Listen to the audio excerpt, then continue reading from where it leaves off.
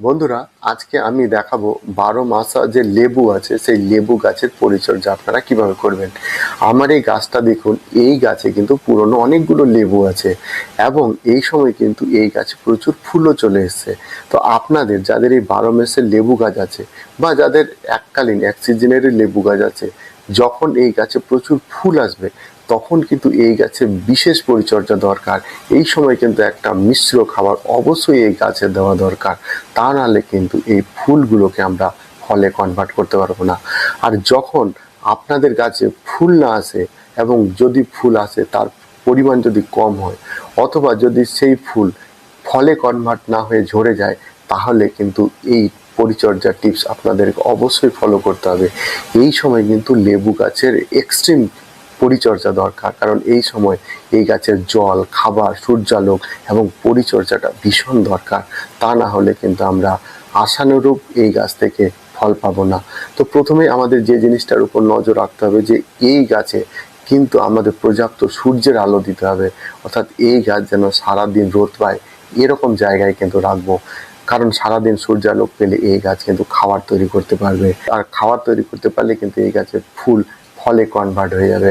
এবার আপনাদের যে জিনিসটা মনে রাখতে হবে, এই সময় কিন্তু এই গাছের জল দেওয়াটা ভীষণভাবে সতর্ক থাকতে হবে। এই গাছ যখন ফুল এসছে তখন কিন্তু এই গাছের মাটি কোনো মতে ড্রাই করা চলবে না। যদি গাছের মাটি ড্রাই হয়ে যায় তাহলে কিন্তু ফুল ঝরে যাওয়ার চান্স থাকে এবং আপনারা আবার ওভার ওয়াটারিংও করতে পারবেন না। এই সময় যদি এই গাছে ওভার ওয়াটারিং করা হয় তাহলে কিন্তু এই রুট বাউন্ড হয়ে যাবে এবং এই গাছের রুট কিন্তু পচে যাবে, এতেও কিন্তু ফুল ঝরে যাওয়ার সম্ভাবনা থাকে। তো এই জল দেওয়ার বিষয়টা কিন্তু ভীষণভাবে মাথায় রাখতে হবে। এরপর যেটা মনে রাখতে হবে তা হচ্ছে কিন্তু খাবার। এই গাছের কিন্তু টাইম টু টাইম অর্থাৎ প্রতি সপ্তাহে আপনাদের কিছু না কিছু খাবার এই গাছে প্রয়োগ করতে হবে, যাতে এই গাছের পুষ্টির ঘাটতি না হয়। এবং এই গাছের গোড়ার মাটি কিন্তু টাইম টু টাইম খুঁড়ে দিতে হবে, কারণ এর গোড়ার মাটিতে যাতে অবশ্যই অক্সিজেন পৌঁছাতে পারে সেই দিকটা নজর রাখতে হবে। এবং এই সময় এই টবের মাটিতে কোনো রকম আগাছাকে জন্মাতে দেওয়া যাবে না, তা না হলে কিন্তু গাছের পুষ্টি এই আগাছারা শোষণ করে নেবে। তো এবার আসি যে এই গাছে আমরা কি ধরনের মিশ্র খাবার তৈরি করব। আপনারা দেখতে পাচ্ছেন আমি একটা মিশ্র খাবার তৈরি করেছি। এই মিশ্র খাবারটা এই গাছে আমি অ্যাপ্লাই করব, আর এই মিশ্র খাবারটা এই গাছের এই ফুল আনতে সাহায্য করবে, এই ফুলকে ফলে কনভার্ট করতে সাহায্য করবে এবং এই ফলের সাইজও কিন্তু বড় হবে এবং দেখতে সুন্দর হবে।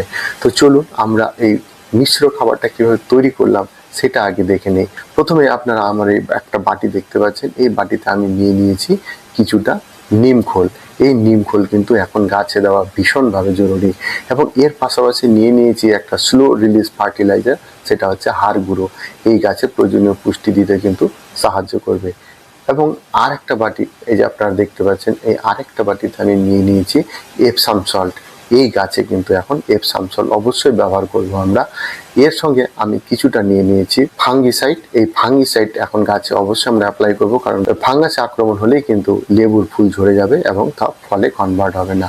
এর সঙ্গে আমি যেটা নিয়ে নিয়েছি তা হচ্ছে পটাশ।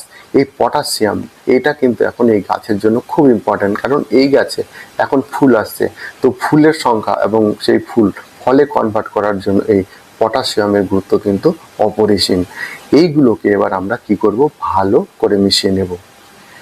এগুলো ভালো করে মিশিয়ে নেওয়ার পরেও এর সঙ্গে আমরা আর একটা নিউট্রিয়েন্ট যোগ করব, আর একটা কম্পোস্ট যোগ করব, তা হচ্ছে গোবর সার। বা আপনারা যে কোনো কম্পোস্ট ব্যবহার করতে পারেন, আমি এখানে গোবর সার নিয়ে নিয়েছি। এবার এগুলোকে ভালো করে মিশিয়ে নেব।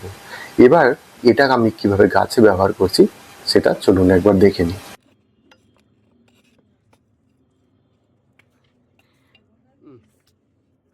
কি রে, না কাটা লাগবে তোকে, কাটা।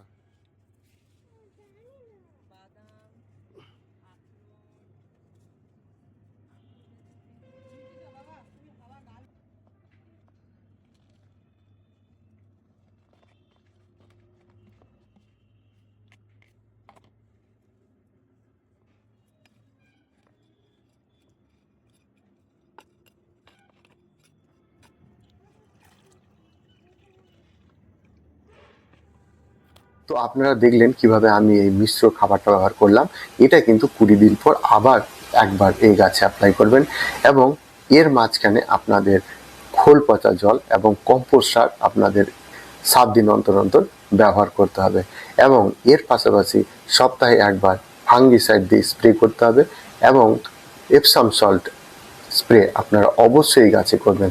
তাহলে কিন্তু আপনাদের এই লেবুর গাছের ফুল অবশ্যই ফলে কনভার্ট হবে এবং সেই ফলের সাইজও কিন্তু বড় হবে। তো বন্ধুরা, ভিডিওটা আজকে এই পর্যন্তই। পরবর্তী ভিডিওতে আবার আপনাদের সঙ্গে দেখা হবে। ভালো থাকবেন।